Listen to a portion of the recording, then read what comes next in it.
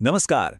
Competitive exams की तैयारी में बौद्ध धर्म एक बहुत ही इंपॉर्टेंट टॉपिक है ना।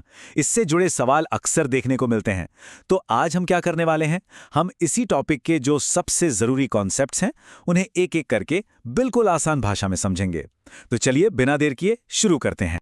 तो हमारा सफर कुछ इस तरह रहेगा। सबसे पहले हम जानेंगे संस्थापक की यात्रा के बारे में, फिर उनकी जो कोर डिस्कवरी थी, जो मूल खोज थी, उस पर बात करेंगे। उसके बाद देखेंगे कि उन्होंने मुक्ति का क्या रास्ता दिखाया।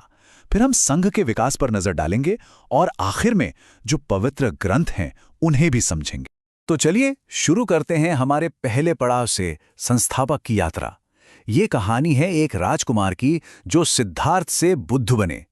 सोचिए जरा, वो कौन सा राजकुमार था जिसने ज्ञान पाने के लिए अपना पूरा राजपाट छोड़ दिया। यही सवाल हमें सिद्धार्थ गौतम की कहानी के केंद्र में ले जाता है। एक ऐसे राजकुमार की कहानी जो दुनिया को एक नई राह दिखाने वाले थे।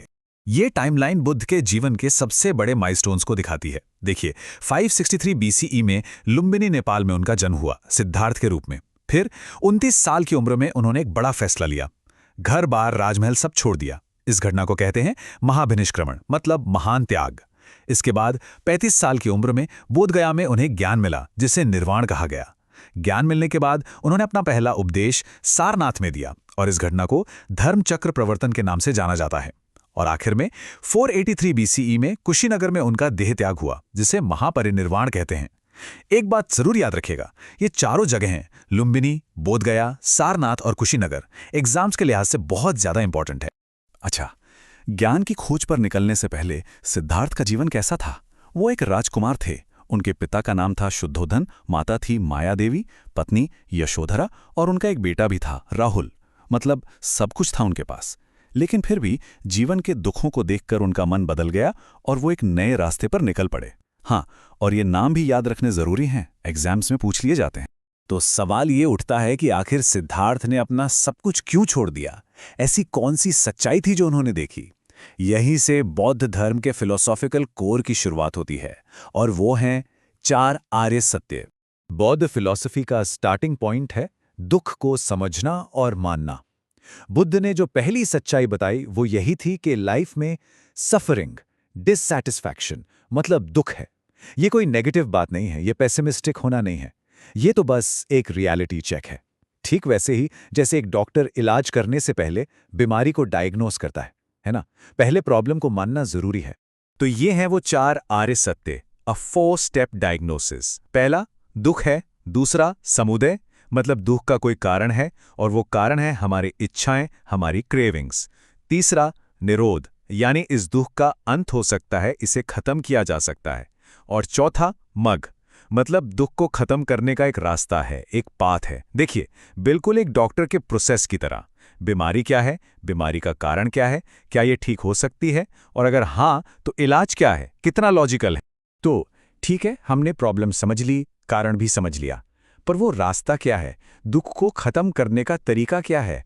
बुद्ध ने इसके लिए एक बहुत ही प्रैक्टिकल फ्रेमवर्क दिया है। चलिए अब उसी पर बात करते हैं हमारे अगले सेक्शन में, मुक्ति का मार्ग। और ये है वो रास्ता, द 8 पाथ या अष्टांगिक मार्ग। ये 8 स्टेप्स हैं जो लाइफ के हर एस्पेक्ट को टच करते हैं। इन्हें मोटे तौर पर 3 कैटेगरीज में बांट सकते हैं। पहला विजडम, यानी ज्ञान, जिसमें आती है सही समझ और सही सोच। दूसरा एथिकल कंडक्ट, यानी अच्छा आचरण, जिसमें शामिल है सही बोली, सही काम और सही रोजी रोटी। और तीसरा मेंटल डिसिप्लिन, यानी मानसिक अनुशासन, जिसमें आते हैं सही कोशिश, सही माइंडफुलनेस और सही कंसंट्रेशन। तो ये सिर्फ एक लिस्ट नहीं है, ये असल में जीने का एक पूरा ब्लूप्रिंट है। अब इस रास्ते पर चलने के लिए 3 सहारे हैं, जिन्हें त्रिरत्न या 3 जूल्स कहा जाता है। पहला बुद्ध द टीचर, जिन्होंने रास्ता दिखाया। दूसरा धम्म, यानी वो रास्ता खुद। और तीसरा संघ द कम्युनिटी, यानी उन लोगों का साथ जो इस रास्ते पर चल रहे हैं और एक दूसरे की मदद करते हैं। इनके अलावा भी कुछ कोर बिलीफ्स हैं, जैसे कि अहिंसा, किसी को भी मन, वचन या कर्म से चोट न पहुंचाना। फिर आता है मध्यम मार्ग, द मिडल पाथ, मतलब ना तो बहुत ज्यादा भोगविलास और ना ही शरीर को बहुत ज्यादा कष्ट देना, एक बैलेंस्ड लाइफ। और हाँ, कर्म और पुनर्जन्म का सिद्धांत। एक और जरूरी बात, बौद्ध धर्म ने उस समय के जो बड़े बड़े कर्मकांड और यज्ञ होते थे या एक क्रिएटर गॉड की धारणा थी, उससे रिजेक्ट कर दिया। अच्छा, बुद्ध के महापरिनिर्वाण के बाद उनकी टीचिंग्स का क्या हुआ? देखिए, समय के साथ उनकी बातों की अलग अलग इंटरप्रिटेशंस होने लगी। इसी से बौद्ध धर्म में अलग अलग स्कूल्स ऑफ थॉट बने और हिस्टोरिकल काउंसिल्स यानी सभाएं हुईं। चलिए अब इसी इवॉल्विंग संघ को समझते हैं। समय के साथ बौद्ध धर्म दो बड़ी ब्रांचेस में बंट गया, हीनयान और महायान। इसे ऐसे समझिए, हीनयान का गोल है पर्सनल लिबरेशन यानी अरहत बनना। ये कुछ ऐसा है जैसे कोई छोटी नाव लेकर खुद भवसागर पार कर ले। वहीं दूसरी तरफ है महायान, इसका गोल है सबकी मुक्ति। यहाँ आइडिया है बोधिसत्व का, जो खुद निर्वाण पा सकते हैं पर रुकते हैं ताकि दूसरों की मदद कर सकें। ये एक बड़ी जहाज की तरह है जो सबको साथ लेकर पार जाना चाहती है। अब इन टीचिंग्स को प्योर फॉर्म में बनाए रखने और जो मतभेद हो रहे थे उन्हें सुलझाने के लिए समय समय पर 4 बड़ी बुद्धिस्ट काउंसिल्स हुई। ये table exam point of view से बहुत इंपॉर्टेंट है। पहली राजगीर में महाकश्यप की अध्यक्षता में, दूसरी वैशाली में सबकामी की अध्यक्षता में, तीसरी पाटलिपुत्र में मुगल्लीपुत्र तिस्सा की अध्यक्षता में, ये वाली खासकर याद रखनी है क्योंकि ये सम्राट अशोक के समय हुई थी, और चौथी कुंडलवन में वसुमित्र की अध्यक्षता। और अब हम पहुंच गए हैं अपने आखिरी सेक्शन पर।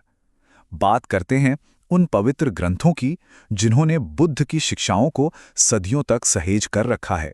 बौद्ध धर्म के जो सबसे प्रमुख ग्रंथ हैं उन्हें सामूहिक रूप से त्रिपिटक कहा जाता है। त्रि मतलब 3 और पिटक मतलब टोकरी, तो इसका शाब्दिक अर्थ हुआ 3 टोकरियां। और ये ओरिजिनली पाली भाषा में लिखे गए थे, जो उस जमाने में आम लोगों की भाषा थी, संस्कृत की तरह विद्वानों की नहीं। तो ये 3 टोकरियां कौन कौन सी हैं? पहली है विनय पिटक। इसमें बौद्ध भिक्षुओं और भिक्षुणियों के लिए रूल्स एंड रेगुलेशंस है, मतलब डिसिप्लिन के नियम। दूसरी है सुत्त पिटक, जो सबसे इंपॉर्टेंट मानी जाती है। इसमें बुद्ध के दिए हुए उपदेश और उनकी बातें हैं। और तीसरी है अभिधम्म पिटक। इसमें बुद्ध की टीचिंग्स का बहुत ही गहरा फिलोसॉफिकल एनालिसिस किया गया है। तो एक में नियम, एक में उपदेश और एक में दर्शन। तो इसी सवाल के साथ आज की चर्चा समाप्त करते हैं। अहिंसा, माइंडफुलनेस, मध्यम मार्ग, ये जो हजारों साल पुराने सिद्धांत हैं, आज की इस भागदौड़ भरी दुनिया में इनकी कितनी रेलेवेंस है? आज के हमारे समाज के लिए ये क्या मायने रखते हैं? इस पर जरूर सोचिएगा।